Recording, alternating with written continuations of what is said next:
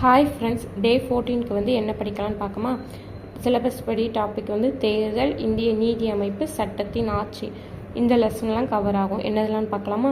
7th வந்து dam 1ல் அரசியல் கட்சி, 11th வந்து உள்ளாட்சி அரசாங்கம், 11th தேர்தல் மற்றும் பிரதிநிதித்துவம், 7th டேம் 2ல் வந்து ஊடகமும் ஜனநாயகம், 12th வந்து இந்திய நீதித்துறை, 10th வந்து நடுவண் அரசு, 10th வந்து மாநில அரசு, 8th வந்து நீதித்துறை, 6th வந்து மக்களாட்சி, 9th வந்து அரசாங்க அமைப்பு மக்களாட்சி, 9th வந்து தேர்தல், அரசியல் கட்சி, அழுத்த குழுக்கள் வந்து இந்த லெசன்.